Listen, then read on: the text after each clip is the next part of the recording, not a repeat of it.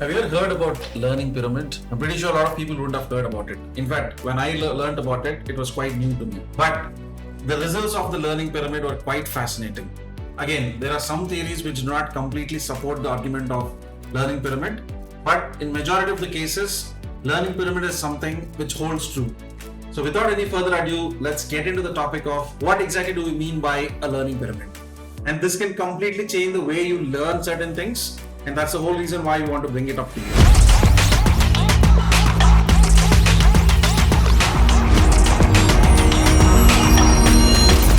Hello everyone, this is Kapil Reddy, founder and CEO of Superly. Today, as I told, the topic I'm going to talk about is the learning pyramid. So it's nothing but a cone of learning. The term was first coined by Edgar Dale, and then the research was supported by National Training Laboratory Institute. And it's been widely used or accepted across the world. But as I told, recently there's been some news saying that this cannot be statistically true. It's still like very close to the reality, and that's the whole thing that matters, right? As long as the relevance stays true, I think that should be something we should care about. As I told, learning pyramid is something which is nothing but cone of learning, and there are two sections in which it is divided. One is passive teaching methods and active teaching methods. Initially, it was taught as a framework for teachers, but slowly, as and when you start learning, I think this is more than applicable for you as a learner as well. As I told, the results can be quite astonishing, and you might be quite surprised as well as to how effective or ineffective is the way you're learning at the moment. The first step in this learning pyramid is teaching in the classroom. Surprisingly, only 5% of it is actually worthwhile understanding. People can't retain more than 5% of the information, especially if it's a lecture given by somebody. And that's quite astonishing, right? Because we've all been used to the classroom way of learning. But if you only listen to lectures, and that can be just like theoretical lecture or whatever, the chances are that you can only retain 5% of the information, which is quite brutal, right? And that's the reality, unfortunately. Second in the pyramid is reading. Again, this is also quite surprising because even if you read a lot, there are higher chances that you only retain 10% of the information, not beyond that. And that's quite surprising, right? Because we are all used to, like, let's say somebody teaches us, we listen to them and then we start reading it, or we read a lot of books.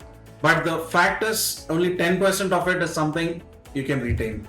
And that's again quite surprising, right? I was pleasantly surprised because we are all in this sense of thinking that probably whatever we're reading, we can retain it for a longer time. But of course, there are certain other factors that can actually move the needle a little bit. But on a high level, I think 10% is what you can actually retain when it comes to reading. Third step is audio-visual tools. In this step, at least with audio-visual, I think there are at least 20% of the content is something which you can retain for a longer time.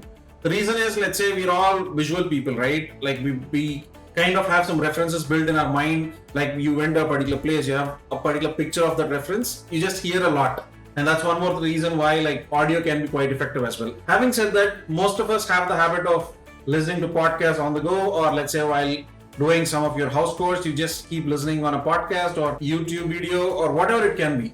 But the chances are you can only remember 20% of that information and not beyond that. So it's actually not super effective if you think that, okay, while commuting, I can just listen to something and get something out of it.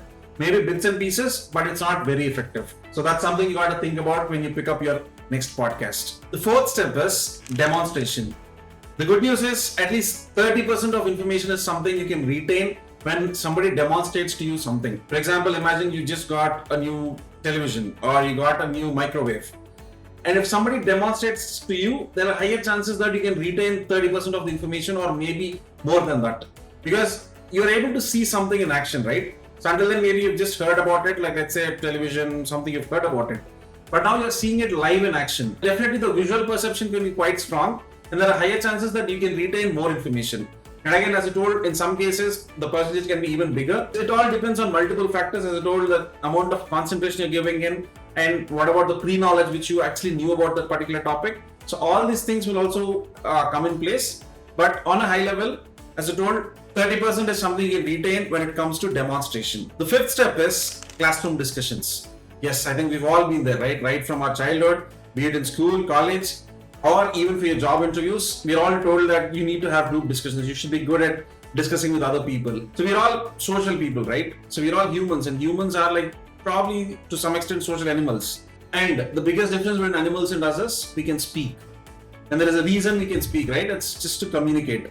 And that communication, when it's done with a bigger group of people, that's when discussions happen. Especially if, let's say, a discussion is happening among your peers or among, let's say, two groups that are divided in a class, you have higher concentration because now you're in some sort of pressure that you need to speak up something and you know that people are looking up to you. Because of that, probably you're more attentive, and due to that, you can actually retain 50% of the information when it comes to group discussions. And that's the reason why a lot of people actively encourage that you got to discuss in a group. And again, it can't be more true, right? Like, let's say you are in a brainstorming session. You're always quite engaged and your brain is thinking too many things. Let's say somebody is presenting something or discussing something. You're paying absolute attention to it, and in your mind, you're just forming your own opinions. And in that way, if you see, discussions are quite productive, provided you have a clear goal and a set agenda. More on that later. But on a high level, as I told, there are chances that you can retain at least 50% or more of that information when you're discussing, especially in a group. Now, the sixth step is practicing. Yes, I think again from childhood we've been told practice, practice, and practice. And there are proverbs as well, right? Like practice makes somebody perfect. So definitely it stays right on top of it because there are chances of retaining 75% of the information when you practice something. Again, there's a reason, right? Let's say you read about something. Once you jot down your thoughts or put down your pen and paper, that's when you're thinking a lot. So you just learned something, but you're giving it a thought as well. And because of that, there are higher chances that you can retain that information. Or another thing, let's say you just learned about something. And practically, if you apply it, there are higher chances that you can retain it for a longer time because you're using it, right? And nothing can beat a practical application because theory can be boring after a point of time. And you cannot have all the theory at once and then get to practicals at a later point. Let's say if there are 10 chapters, immediately after the first chapter, try to practice something about it. In this way, there are higher chances that you can retain much more information. And as those statistics say that at least 75% of the information is something you can retain when it comes to practicing. So do not forget to practice what all you learn. And practicing can definitely help you build on your thoughts and develop your knowledge in a much more interesting manner. The last part is teaching others. This is probably the most effective way if you want to learn something or retain it for a longer time. There are chances that you can retain 90% of the information if you actually teach it to somebody. Again, it's practical common sense, right? Let's say you want to teach to somebody. First of all, you need to absorb a lot of information. And since you are teaching to somebody, there is that inherent pressure within you that you got to be quite a master at it to actually convince other people or teach other people on what exactly this particular concept is about. And that's the reason why teaching is probably the most effective way of learning. Let's say you want to learn about Web3 or crypto, for example. Especially now, there's a complete bear market in crypto, right? Things are brutal outside. So if you really want to learn about it and avoid potential pitfalls for yourself, try teaching it to somebody. Let's say pick one of your friends who doesn't know anything about crypto. Now that you've learned something about it, try explaining it to him. And since you want to explain and convince the person about this particular concept, there are other ways you can probably think about to how can you teach this person so that he or she can understand in a much more simpler manner. So that inherent pressure is something which adds up, because of which you can first master the topic much better before you actually teach to somebody. And as told, statistics prove that 90% of the information is something which you can retain for a longer time. So this is all about different steps in the learning pyramid. As I told, there are reports that this is not completely accurate, but still I think there is a lot of data which supports these arguments that these are different steps of learning and the effectiveness of it is ranked as per the pyramid. Let's not worry too much about the accuracy part to the tune, but on a high level, this is something which will help. And you can test for yourself like which method is quite effective to you. As I told previously, there are other factors that can actually affect your learning. So there's not like one size fits all where everybody has exactly like this, because each of us receive information and process information in our own way. So because of that, there can be definitely some deviation, but on a high level, this is something which you can actually benchmark when it comes to learning next time. So that's it I wanted to cover for today. So before I leave, so I have some news, like we are finally opening up the beta access or the early access to our beta product. So please do sign up and check it out for yourself. In fact, in this video, I'm going to link a learning space on the topic learning diet and retention, in which you can actually read a little bit about a learning pyramid as well. And This is a public learning space which I have shared. So you only have like limited functionalities what you can see. But if you really want to create a learning space for yourself on your favorite topic, just please sign up. And there are so many powerful functionalities that can completely personalize the experience for you. So that's what we are super excited about. And the best part is we've onboarded a few folks in the last week and the response has been phenomenally good. So we were more pumped up. It boosted our confidence and we were very excited because after a number of iterations and a lot of time, finally we are probably getting there and we cannot wait for more feedback which comes our way. Please don't hesitate to sign up and definitely spread the word in your network.